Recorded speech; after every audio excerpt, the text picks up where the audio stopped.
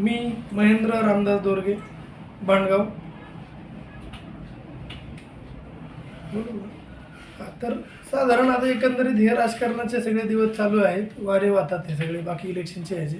ही सगळी परिस्थिती पाहताना माझ्यासारख्या निष्ठावंत कार्यकर्त्याला असा प्रश्न पडतो की नेमकं राजकारणात जायचं का नाही जायचं, का आपलं घरी बसून उद्योगधंदे बघायचे.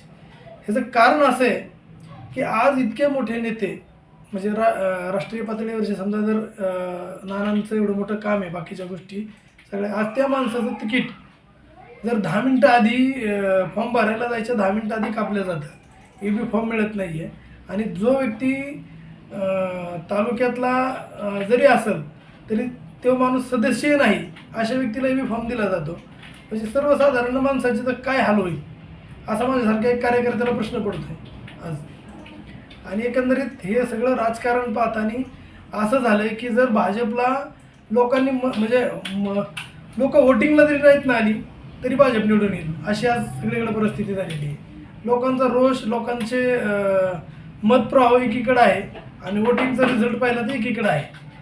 म्हणजे आज इतके असंख्य कार्यकर्ते आज ह्या तालुक्यामध्ये होते, भाजपचे निष्ठावंत कार्यकर्ते होते.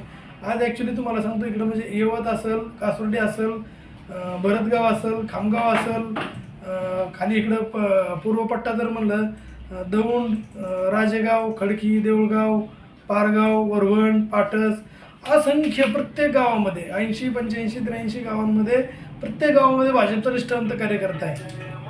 अगदी मी नावानिशी सांगू शकतो. आज खरी लोक कुठे आहेत? आज अशी परिस्थिती आहे, काँग्रेस राष्ट्रवादीची लोक भाजपमध्ये आली की त्यांना मोठी मोठी पदं भेटतात, मोठे मोठे संधी भेटतात आणि जुनी लोकांना डावललं जातं.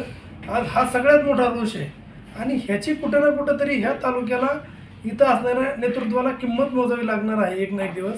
अशी परिस्थिती आज माझ्यासारखे छोट्याशा कार्यकर्त्याला वाटतं.